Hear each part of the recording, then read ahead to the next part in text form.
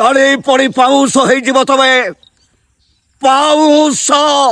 ମାନେ ଏତେ ସାରା କମେଣ୍ଟ କଲେ ଭାଇ ବାପାଙ୍କୁ କୁହନ୍ତୁ ଗୋଟେ ଜଗନ୍ନାଥ ଉପରେ ଡାଇଲଗ କହିବା ପାଇଁ। ଚାଲନ୍ତୁ ଆଜି ବାପାଙ୍କ ଗୋଟେ ଜଗନ୍ନାଥର ଡାଇଲଗ ଶୁଣିବା। ଗାଳି ମୋ ସହଇ ଗର୍ବ ନ ସହଇ ଦଣ୍ଡକେ ଚୁନା କରଇ। ମତେ ଯେ ହୃଦୟ ପଦ୍ମରେ ଡାକେ ମୁଁ ତାକୁ ଅଭୟ ବର ଦିଅଇ।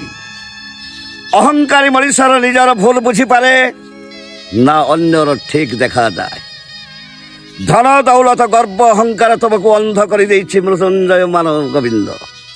ସଂସ୍କାର ଥିଲେ ସବୁ କିଛି ମିଳିଯାଏ। ତୋର ଏ ଗର୍ବ ଅହଙ୍କାର ଦିନେ ନା ଦିନେ କଳୁଷିତ ହେବ। ରାବଣର ଅହଙ୍କାର ଦିନେ ସ୍ୱର୍ଣ୍ଣମୟ ଲଙ୍କାକୁ ଜାଳି ପଡ଼ି ପାଉଁଶ କରିଦେଇଥିଲା। ଦୁର୍ଯ୍ୟୋଧନର ଗର୍ବ ଅହଙ୍କାରକୁ ଦିନେ ତା ପୁଅର ଶବ ଉପରେ ବସିବାକୁ ପଡ଼ିଥିଲା। ବିଶ୍ୱବିଜୟୀ ଗ୍ରୀକ୍ ବୀର ଆଲେକଜାଣ୍ଡାରକୁ ଦିନେ ମଶାଣିକୁ ଯିବାକୁ ପଡ଼ିଥିଲା। ଠିକ୍ ସେମିତି ତୋର ଏ ଗର୍ବ ଅହଙ୍କାର ଦିନେ ନା ଦିନେ ଜଳି ପଡ଼ି ପାଉଁଶ ହେଇଯିବ। ଆଉ ସେଇଦିନ ତମେ ମନେ ପକେଇବ ତମକୁ ଜନ୍ମ ଦେଇଛି ଜଣେ,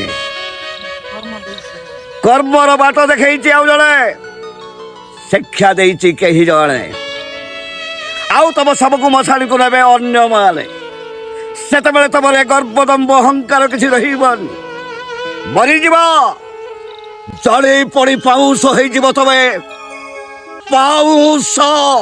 ଦେଖିପାରିଲେ ବାପାଙ୍କର ଏଇ ଅଭିନୟଟା କେମିତି ଥିଲା। ଆଉ ଆପଣ ମାନେ କମେଣ୍ଟ କରି କୁହନ୍ତୁ ଯେ ବାପାଙ୍କ ଡାଇଲଗ କେମିତି ଥିଲା। ରହିଲେ ଜୟ ଜଗନ୍ନାଥ।